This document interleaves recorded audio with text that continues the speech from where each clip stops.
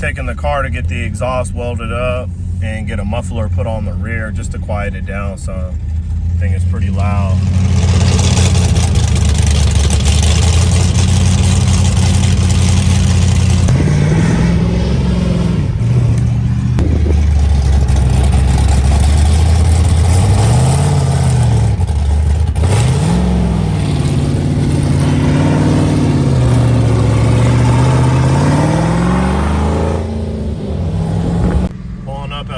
Muffler, get the exhaust welded up over here in Mesa. Just got the car back from Apache Muffler. See some of the work that they did. You see the 4 tips in the rear. They just did a 2-to-1 muffler, and then we got a cutout, if you can see it right there. We'll get it up on the lift because we need to put some nuts on the outer tie rods. So we'll actually pull that in and get that taken care of real quick. When he brought the car to us, it was missing the nuts on the tie rods, and you know, we did a whole subframe and everything, so we had the rack out. We just spaced on doing it, so now we're gonna pull it in, knock it out, so we can run it over to alignment tomorrow morning. Let's get this thing fired up. See, we got the screen and the solid steering shaft installed as well. Like a dream.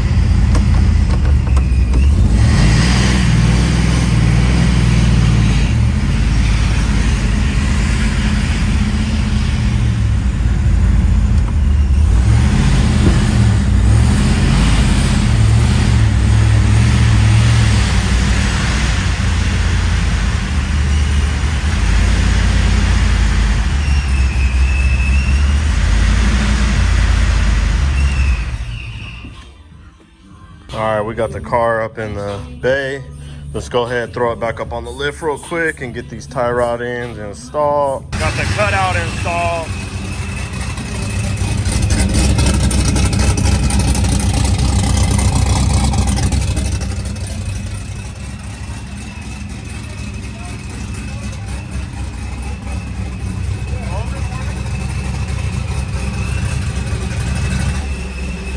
That's what it sounds like, closed.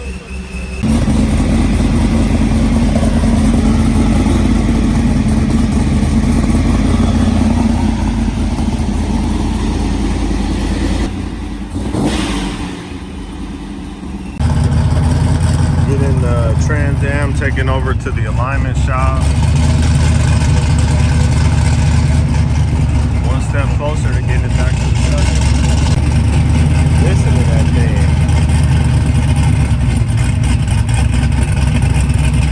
That's what the cutout opens. Well, it's not through the muffler. Yeah, the muffler quiets it down a lot.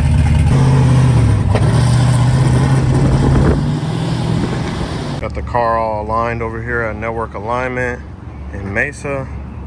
Got it all set up. We're gonna go ahead and get it back over to the shop. All right, so we actually got to pull the trans back out. We took the car to the dyno, and the clutch was slightly staying engaged in higher RPMs, and it was taking load off the motor. So the clearance is just a little off on the shims.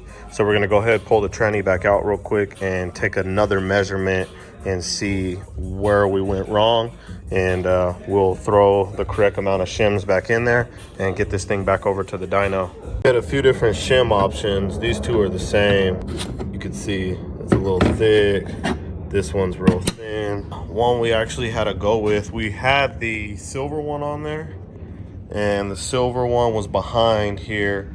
And what was happening is right around like 5,000 RPM, it was taking all the load off the engine to give the throttle bearing enough just to get it within the clearance that Monster, they wanted in between like 85 thousandths and 100. So this puts us right at like 100, but it says no more than 200 thou clearance. So right now we're right about 100 thou, which is in their recommended specs. Just like that, transmission's back in. Just gotta cut these little zip tie ends and stuff. So we got that spacer in there now on the slave. So we just got to re-bleed the clutch and go through a couple of other steps to get this right and back on the dyno. All right, so if you could see, the back of the water pump is leaking. And this is the one that the vehicle came with. So we're gonna actually have to pull the Pro Charger and everything off and get that water pump replaced, because we don't need coolant spraying out the bottom. Just noticed this being underneath it, but you know, this is the shit that you run into with cars. But yeah, you can see it coming out right there, and that's right where the back of the water pump, where the bearing meets. So we'll get a new water pump on the way. We'll pull the front end apart and get that swapped out so we can get this thing back on the dyno. All right, so we got the radiator out. We're gonna go ahead and get the Pro Charger pulled off so we can get this bracket off. And then once we get the bracket off, we will replace this water pump that is leaking right under here. You can see all the paint's coming off, but the seal itself is leaking from the water pump and running down. So we're gonna go ahead, get that water pump torn off, but we'll get all this Pro Charger and everything pulled off. And we actually have a smaller belt for the Pro Charger as well, so we're gonna install that smaller belt on there when we have it off. I went to swap over the thermostat, but this gasket is far too stretched and the new water pump didn't come with the new one. So I'm gonna clean all this gunk off this housing. It don't even fit in the housing itself anymore. Look how stretched it is. So my luck, it will start leaking, and I don't want to put it together like that. So I'm gonna go ahead and get the blower pulled the rest of the way off so I can swap out that supercharger belt. All right, so we got the new smaller blower belt on. So we're gonna go ahead and start bolting the blower back together, and then we'll get the water pump put back on and get all that belt and those accessories all tied back together. All right, so we're getting all the air sucked out of the system since we just had the radiator and everything back out. All right, so we're right back to pulling the trans back down. Unfortunately, we got it all back together with the correct shim and everything. And after we got done bleeding the clutch, we went to pull it out, and this line right here busted out. It definitely pushed through this line and it leaked all the fluid out. So what I'm gonna do is just take that line off and get a replacement one made. It's a little short line that goes to this portion here, so I'll take it off there. I'm gonna get that in fixed. You can see it. Brand new line, so why it sprayed through or broke through, I have no idea. Wasn't rubbing or touching on anything. Unfortunately, this is how this race car stuff goes. You know, you put everything together and you start having little issues with little things.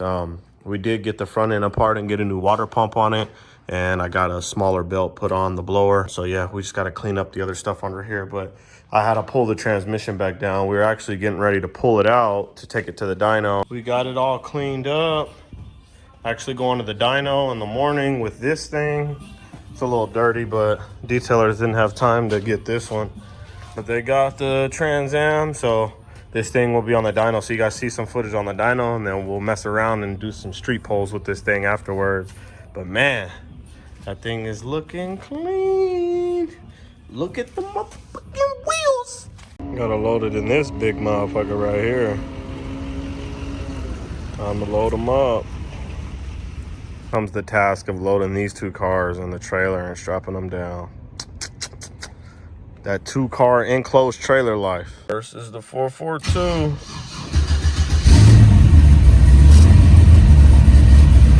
Door in reverse, Terry. Drained all the gas on this last night and put it on E85. All right, loading this one up.